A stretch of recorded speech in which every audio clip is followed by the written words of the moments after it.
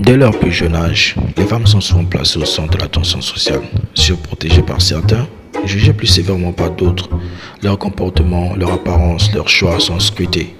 Cette pression découle en partie de la perception, consciente ou non, que l'avenir d'une femme dépend largement de sa capacité à bien se conduire, à faire les bons choix et à éviter les faux pas.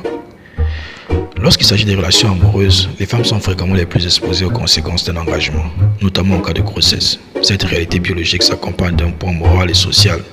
Une femme ne peut fuir aussi facilement ses responsabilités, contrairement à certains hommes qui peuvent choisir de se dérober. Ce déséquilibre mérite une attention particulière, non pas pour victimiser, mais pour comprendre les risques spécifiques qu'ils engendrent. Mais un autre danger, plus insidieux, vient de l'entourage lui-même. Lorsqu'une femme s'attache à un partenaire ou cherche à construire une relation sérieuse, elle est souvent la cible d'une avalanche de conseils. Certains bienveillants, d'autres intéressés ou mal orientés, profitent de lui. Il n'est pas à ton niveau, tu devrais le quitter, ou au contraire, sois patiente, sois une femme stable, respectable, respecte ton partenaire. La nature de ces conseils varie selon la mentalité et les valeurs de son entourage. Une femme issue d'un environnement sain, équilibré et éduquée recevant en général des conseils orientés vers la construction, la responsabilité et le respect de soi.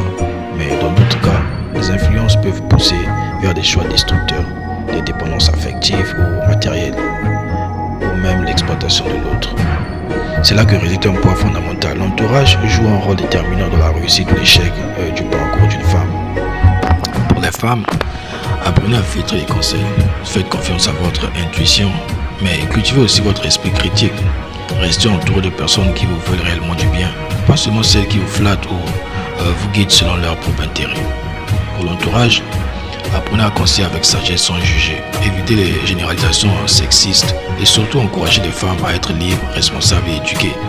Pour la société, éduquons autant les garçons que les filles à la responsabilité, au respect de l'autre et à l'égalité réelle. Une société plus juste commence par une jeunesse mieux guidée. Ensemble, protéger une femme, c'est aussi veiller à la qualité de ce qui l'influence. Car si l'on veut voir les femmes réussir, il faut commencer par leur offrir un monde où elles peuvent faire des choix éclairés, sans peur et sans manipulation.